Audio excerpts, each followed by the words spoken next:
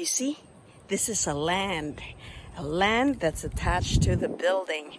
Now, I'm in one of my properties. This land, when I bought it, came with a house. The beauty with this is a separate, it has its own parcel.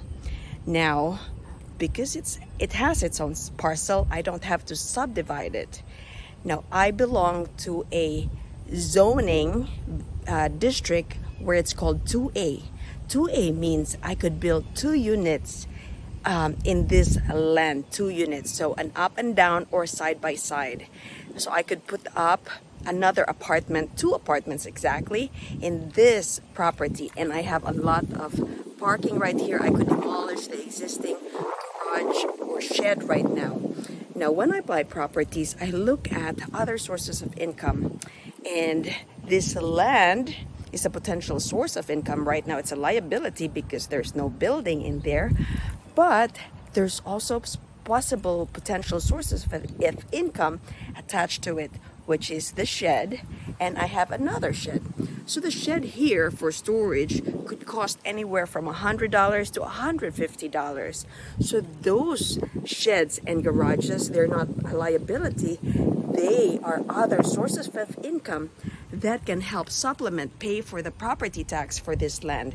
Now, this is a building, and this is what I'm working on right now. Where I showed you earlier, my contractor was doing the washer and dryer hookup, because initially when I bought this property, the washer and dryer was in the basement. So let me show you. It's an older building, but it's been renovated inside, totally got it out, and I have the old foundation.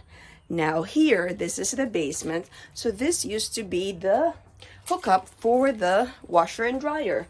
There was an outlet here for the dryer, and so that's why you see this duct hole for the exhaust, the vent, the dryer lint. This is where it goes out. So what I did was I told my 1099 contractor to bring me up, and that's where I showed you earlier in the kitchen where the washer and dryer. So now we have the duct for the lint, the pipe for your sewer, and the red and blue, the cold water lines. So what I just did, I always try to label them, because when it comes to having apartments, water, I respect water a lot. And with any problems with piping, water leak could happen. And when people don't know where the shutoff valve is, then you run into problems. So I would like to label all the shut-off valves that I have. So in this example, I put in shut-off valve for washing machine, which in this case is hot. And I also have one for the cold. So I usually label them, so for emergency, they already know where it is, and they can just go right there and immediately shut off the affected area. For example, for washing machine, they know where it is and they can just shut it off.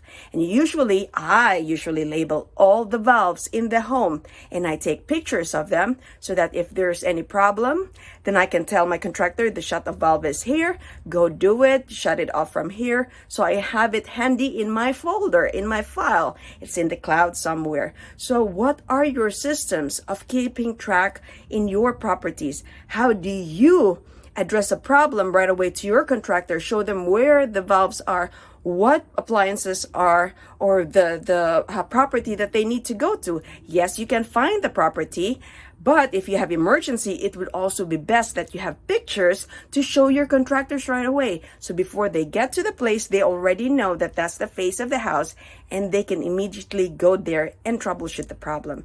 So let me know in the comment section what you do. If you want to know more about what I do, I will be holding a free live webinar.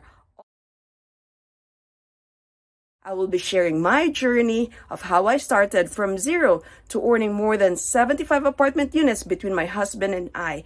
So wealth cannot wait in the comment section below. Let us go.